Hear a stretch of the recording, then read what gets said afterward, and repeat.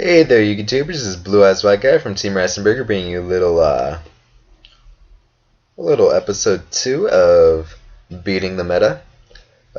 Today's episode, we're going over Mermails and their 15 recent tops at YCS New Jersey and how to stop that from happening again. So yeah, your local tournaments, people might be dusting off their Mermail decks if they've ever really not run it, and changing up their builds a little bit to conform a little bit more towards the winner's deck. And yeah, it just calls a lot of attention to itself because 15 tops is quite a bit, and we really need a way to deal with it now. Well, honestly, all the side deck cards that you can use against it, they hurt this deck so much that it's really not that hard to beat it if you know what you're going to be siding against it. And this deck that I have for you on the screen, it's not my own personal Mermail build, but it's the Mermail build of the winner of YCS New Jersey. I forget his name. I'll go ahead and post his name in the description below just so that all of you, just to give him credit. And then, without further ado, I'll go through the deck list and then I'll explain what this deck list means for Mermail players at the local level and what it'll mean for you people who are playing against it. And then I'll go over what you can do to side against it.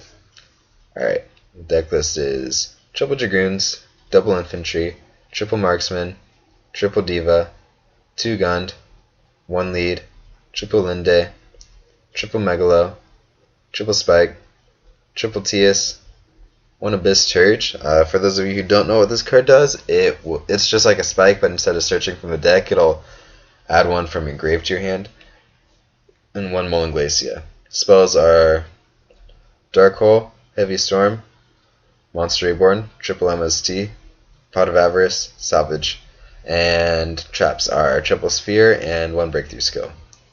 Side deck is running 1 Gores, triple Max C, double Snowman Eater, 1 Trag, 2 Messenger of Peace, 1 Breakthrough Skill, triple Dust Tornado, double Mind Crush. Extra deck is Catastor Armory Arm, Blacker's Dragon, Duloran, Gungear, Scrap Dragon, Abyss Dweller, Bahamut Shark, Gachi Gachi, double Gaios, 1 Triate, Big Eye, Leviathan Dragon, and Zen Mains.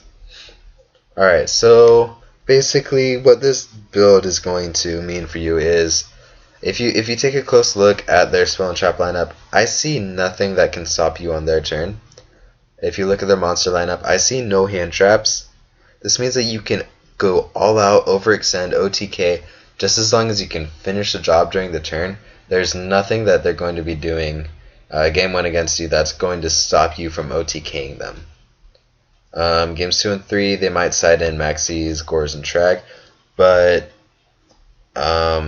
game 1, you're free to go, unless you know for certain that your Mermail player is playing a little bit heavier defensive build than this. But yeah, basically, for the most part, against Mermails, you should be as aggressive as possible. OTK them before they OTK you, because they will OTK you if you give them long enough. Something that I should say to all of you people who will play against Mermails, never blind MST a Mermail player. Their set card will almost always be Abyss Sphere. And when you activate MST, target their Abyss Sphere, they can chain it, special summon out Lind, and then the Sphere will die, the Linde will die, and then they can special out whatever they want from the deck, and it'll lead to all kinds of problems for you, and you just went minus. And if they activate Sphere and then you chain MST, then the Sphere doesn't resolve, and it's a 1-for-1, and you're happy, and they're sad. And just don't blind MST against Mermails. If you're going to blind MST, do it against Fire Fists. Just don't do it against Mermails. Alright, what their side deck's gonna mean for you. The only thing that you have to worry about, really, that isn't sided specifically against you as a player against Mermails, is this is their counter side.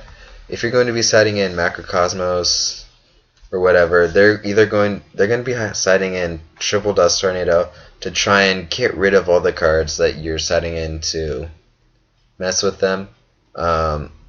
They could also be siding in Imperial Iron Walls, so you can't rely completely on Macrocosmos to side deck against them.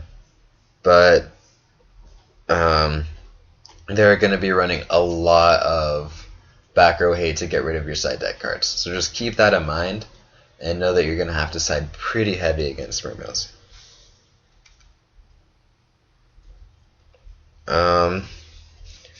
Some cards that basically are auto wins against Mermails: Dimensional Fissure, Macrocosmos, Soul Drain, and Mind Drain. And I forgot one other card. I'll show you guys right now. Banisher of the Radiance. It's a Dimensional Fissure on legs. So basically, these 5 cards, if you can get one of them out and protect it, then Mermail players will auto lose to you, where they cannot activate any of their effects. Mind Drain, they cannot activate Abystius, Megalo, or Lead from their hand, or any of their hand traps. So basically it means that you are safe to OTK, and it also means that it's going to stop all of their big plays. They still have a bunch of little plays that they can make, but it will slow them down considerably. Mind Drain is a very good card against Mermails. If you have it in your side deck already because of Elemental Dragons or something else, definitely side it in against a Mermail matchup, because side decks against Mermails hurt them so much that even if you side in 15 cards and you draw 4 side deck cards in your opening hand, you can look at your hand and say, I'm happy with this hand. The only reason people lose against Mermails games 2 and 3 is because they don't draw into their side deck cards, or they don't draw into enough.